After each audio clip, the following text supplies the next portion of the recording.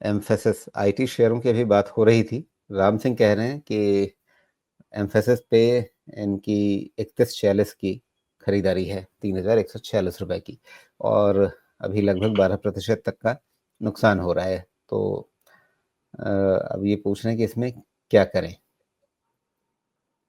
3146 तो देखिए ना, एम्फेसिस तो ऑलरेडी आपका 200 EMA पे आके खड़ा हो गया है। तो यही है हमारे पास जो भी है, 2735 के आसपास का लो है। ये लो जब तक है आपके पास, आपके होप बने रहेंगे, कोई दिक्कत नहीं है। आपको अर्ली इंडिकेशन लेना है तो अर्ली इंडिकेशन मिलेगा ऑन अ क्लोज अबव, जल्दी मिल जाएगा, लेकिन थोड़ा क्लोज अबव 2850 भी चलेगा मेरे हिसाब से। वो एक अर्ली इंडिकेशन होगा कि शायद ये 200 EMA वाला जो बॉटम है 2735 का, ये रिस्पेक्ट होगा। एंड फिर भी प्रॉब्लम्स होंगी, अप अंटिल प्रॉब्लम्स होंगी 3000।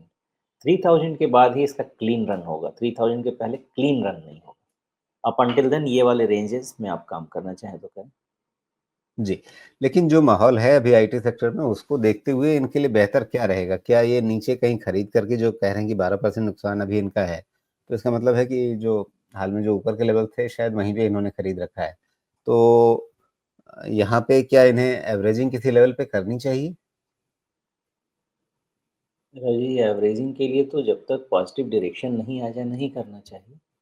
पॉजिटिव डायरेक्शन कम से कम आने के लिए तो 2850 लगना चाहिए, मुझे ऐसा लगता है। और जी। उसके बाद भी 3000 तक के ऊपर अभी मेरा कोई व्यू है नहीं।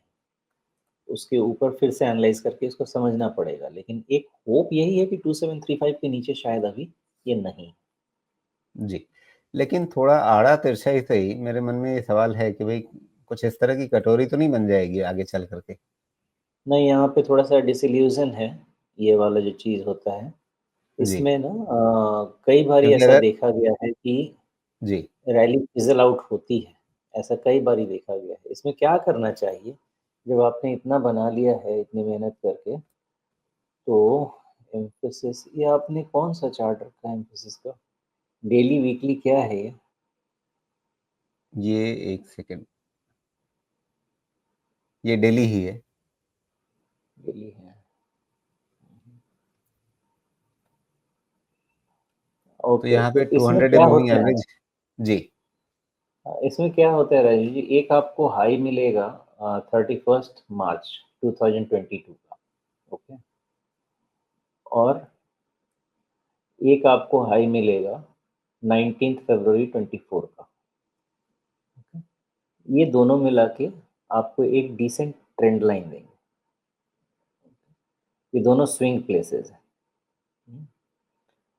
और ये जो आपको ट्रेंड लाइन देगा, इसका जब जी। ब्रेकआउट हुआ होगा ये 29 तो वो, मार्च का तो समझ में आया। इससे पहले वाला कौन-सा लेवल आपने बताया? जी वो है 31 मार्च 22 का। 31 मार्च 22। इसके बाजू में जो टापू है, हाँ ये वाला। ओके, तो आप कह रहे हैं कि हम इसे और इसे मिलाएँ और ये एक ट्रेंड लाइन बनती है। तो ये ट्रेंड लाइन आगे चल कर के हमारे लिए एक सपोर्ट या पोटेंशियल टारगेट बना रही है। देखिए, अब क्या है कि ये बहुत लंबे समय के बाद आपको ये ट्रेंड लाइन में ना, चूँकि 2 स्विंग प्लेसेस है ना, तो ये स्विंग प्लेसेस में आपको ये ब्रेकआउट तो करीब-करीब दे ही देता है। लेकिन अब देखना है कि ये ब्रेकआउट का सस्टेनेंस क्या है। तो ये ब्रेकआउट तो क्लियर कट यही कहता है कि इसमें पॉजिटिविटी है। और ये पॉजिटिविटी तब तक नेगेटिव नहीं होगी जब तक ये 2650 के नीचे क्लोज़ होना शुरू नहीं हो। मैं आपको थियरी समझा रहा हूँ। थियोरेटिकली ये ब्रेकआउट है। थियोरेटिकली जो आपने मुझको पूछा कि ये राउंडिंग बॉटम कौन है, कंफर्म हो सकता है। 2650 के नीचे जब तक सस्टेन नहीं करेगा, there will be high probability of rounding bottom बनने का। एजुकेशन स्टैंड पॉइंट से बता रहा हूँ। लेकिन उसके नीचे में इसका ये सेटअप फेल होने का चांसेस रहता है। और ऐसे कई सेटअप को देखा गया है कि फेल हुआ है।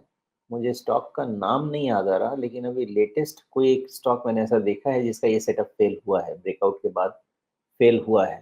शायद वो कोई था, मैं भूल गया, नाम याद आएगा तो बताता हूँ।